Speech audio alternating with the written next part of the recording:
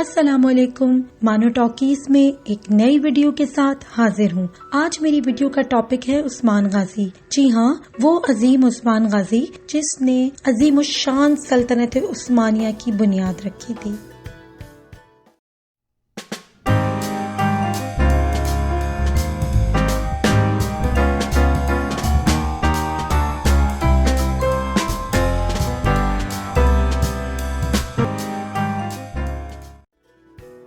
ترک drama serial درولس Ertugrul اور کرولس عثمان نے پوری دنیا میں دھوم مچا دی، اور نہ صرف ترکی بلکہ پاکستان میں بھی اس ڈرامہ سیریل اور ان کے کرداروں کو نہ صرف سراہا گیا بلکہ ان کی شجاعت و بہادری اور ایمان کی قوت نے ایک بار پھر سلطنت عثمانیہ کے ماضی کو کھنگالنے کا تجسس بیدار کیا، اور ساتھ ہی عثمان غازی کی زندگی کے بھی چھپے ہوئے پہلوؤں کو جاننے کی خواہش بیدار کی۔ دلچسپ بات یہ ہے کہ ماضی کے دوسرے بادشاہوں یا تاریخی شخصیات کے برعکس ارطغرل غازی اور عثمان غازی کے بارے میں کچھ زیادہ تحریریں نہیں ملتی، یعنی ان دونوں کے بارے میں مورخین نے کچھ زیادہ نہیں لکھا، یا شاید ان دونوں نے اپنی ساری توجہ شان و شوکت اور فتوحات کو کاغذ کی زینت بنانے کے بجائے عملی جدوجہد کی طرف مبذول رکھی تھی۔ ارطغرل غازی پر بننے والا ترک ڈرامہ حقیقت کم اور فسانہ زیادہ ہے، لیکن اس کا قطعی یہ مقصد نہیں کہ ارطغرل کی فتوحات اور ان کی بہادری پر شک کیا جائے، بلکہ یہاں ان واقعات کے بارے میں بات کی جا رہی ہے جو بڑی جزیات کے ساتھ اس ڈرامے میں نظر آتے ہیں۔ اسی طرح عثمان غازی کی زندگی کے مختلف پہلو بھی پوری طرح واضح نہیں، اور ان کی زندگی بھی کچھ حقیقت اور کچھ فسانے کے ساتھ جڑی ہوئی ہے، اور اسی حقیقت اور فسانے کو اس ویڈیو میں پیش کرنے کی کوشش کی جا رہی ہے۔ چونکہ عثمان کی زندگی کے واقعات زیادہ ہیں، ان کی زندگی کے مختلف پہلو، ان کا بچپن، ان کی فتوحات، ان کی کامیابیاں، ان کی رومانوی زندگی، لہٰذا ایک سے زائد ویڈیوز میں عثمان کی زندگی کا احاطہ کیا جائے گا، اور عثمان کے بارے میں مکمل طور پر جاننے کے لیے آپ کو ان ویڈیوز کا دیکھنا ضروری ہے۔ تو پھر شروع کرتے ہیں عثمان غازی کی زندگی کے بارے میں احوال، کچھ حقیقت کچھ فسانہ۔ 1259 عیسوی میں عثمان اس دور میں پیدا ہوا کہ جس وقت ایک رہنما کی اشد ضرورت تھی۔ مشرقی یورپ اور مشرق وسطیٰ کی عظیم الشان سلطنتیں زوال پذیر ہو رہی تھیں۔ بازنطینی سلطنت یعنی کہ مشرقی رومن سلطنت جو دارالحکومت قسطنطنیہ کے آس پاس واقع تھی، زوال کا شکار تھی۔ 1204 میں چوتھی صلیبی جنگ کے دوران پہلی دفعہ ناقابل تسخیر بازنطینی سلطنت کو لاطینی سپاہیوں کے ہاتھوں شکست ہوئی۔ اس کی مستحکم دفاعی اور جغرافیائی پوزیشن کے باعث یہ شکست بازنطینی سلطنت کے زوال کی علامت تھی۔ بازنطینی کے مشرق پر عظیم الشان سلجوق سلطنت واقع تھی، جس میں مشرقی ایشیا مائنر، شام، آرمینیا، فارس کا کچھ حصہ اور مغربی ترکستان شامل تھے، لیکن منگول رہنما چنگیز خان کے حملوں نے اس سلطنت کو بھی کمزور کر دیا تھا۔ کوزتاخ کی فیصلہ کن جنگ نے منگول حملہ آوروں کو فاتح قرار دینے کے ساتھ سلجوقی سلطنت کو بھی گھٹا دیا، لیکن منگولوں کی دلچسپی صرف اپنی محکوم ریاستوں سے سالانہ ادائیگی کا حصول تھا۔ اس نے کبھی ان سلجوقی علاقوں پر براہ راست حکومت کا نظام نافذ کرنے کی کوشش نہیں کی۔ رفتہ رفتہ یہ منگول قیادت بھی اس علاقے سے غائب ہو گئی، لیکن یہ بہت بات کی بات ہے۔ بازنطینی اور سلجوق سلطنتوں کے درمیان سرحدی علاقے میں مختلف خاندانوں اور مذاہب سے وابستہ لوگ آباد تھے۔ ان میں سیاسی ہنگامہ آرائی اور منگول فوج کی پیش قدمی کے سبب مشرق سے نقل مکانی کرنے والے بہت سارے ترکمان نسل کے لوگ بھی تھے۔ یہ علاقہ زوال پذیر سلطنتوں کے باعث انتشار شدہ سرحدی علاقے کی تمام خصوصیات رکھتا تھا۔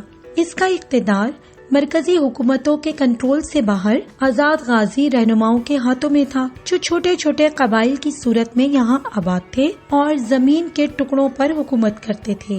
یہ غازی ترک باشندے تھے جو بازنطینی علاقوں میں عیسائی آبادکاروں اور کافروں کے خلاف اسلام کے لیے جنگ کر رہے تھے۔ یہ چھاپہ مار حملے کرتے تھے اور سامان غنیمت ہی ان کی دولت تھی۔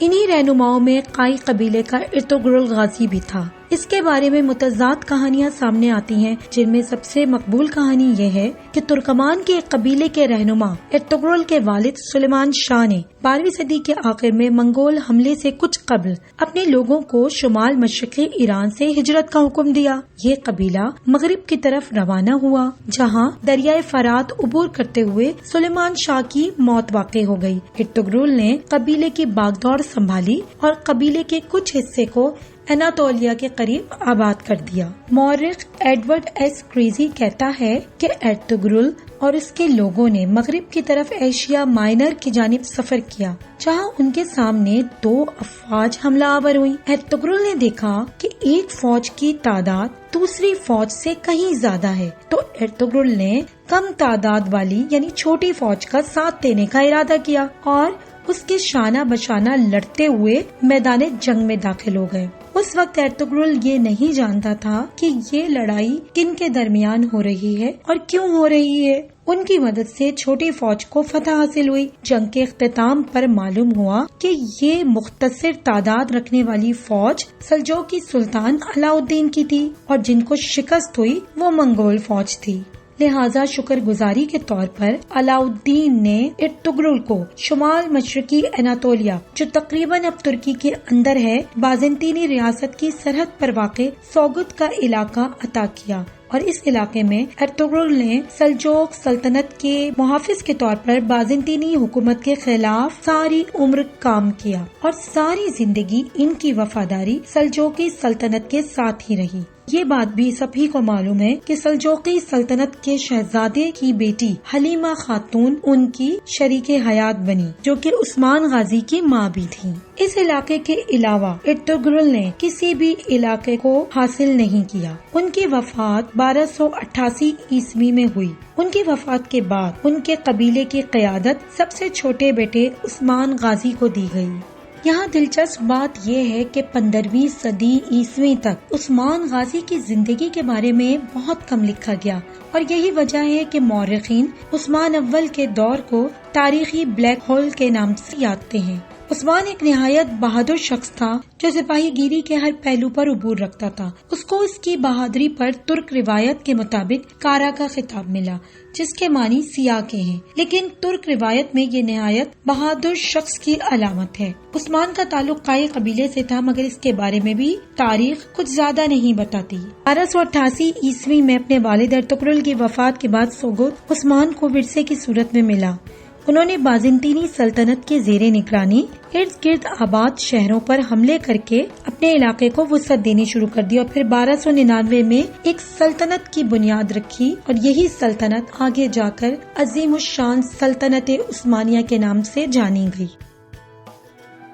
عثمان سلطنت عثمانیہ کے بانی تھے، وہ سلطنت عثمانیہ جس کا خواب ان کے باپ ارطغرل نے دیکھا تھا اور ساری زندگی اسی خواب کی تکمیل کے لیے وقف کر دی۔ اس خواب کی تکمیل عثمان نے اناطولیہ کے ایک چھوٹے شہر سے کی، اور اس کی نسلوں نے اس سلطنت کو 3 براعظموں تک پھیلا کر مسلمانوں کو عظیم الشان حکومت دی۔ اس کی نسل نے پہلی جنگ عظیم کے بعد تک 7 صدیوں تک حکومت کی۔ عثمان اوغوز ترک قبائل کا رکن رہا۔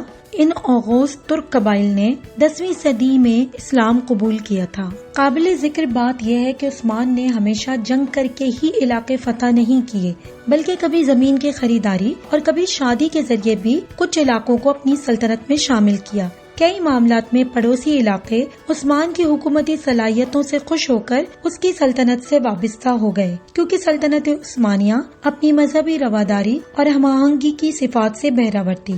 اس ویڈیو میں بس اتنا ہی۔ عثمان کی زندگی کے احوال، ان کی کامیابیاں اور ان کی رومانوی داستان جاننے کے لیے آپ کو اگلی ویڈیو کا انتظار کرنا پڑے گا۔ رابعہ بالا خاتون کے ساتھ عثمان کا کیا رشتہ تھا، اور اگر ان کی محبت بالا خاتون تھی تو ملعون خاتون کون تھی؟ یہ جاننے کے لیے میری اگلی ویڈیو کا انتظار کیجیے اور جڑے رہیے مانو ٹاکیز کے ساتھ، اور جڑے رہنے کے لیے سبسکرائب کا بٹن دبا دیجیے، اور جو ساتھ ہی بیل آئیکن ہے اس کو ضرور بجا دیجیے، تاکہ آپ میری اگلی ویڈیو سے سب سے پہلے باخبر ہوں۔ جب تک کے لیے اللہ حافظ۔ اپنا اور اپنے ارد گرد کے لوگوں کا خیال رکھیے گا۔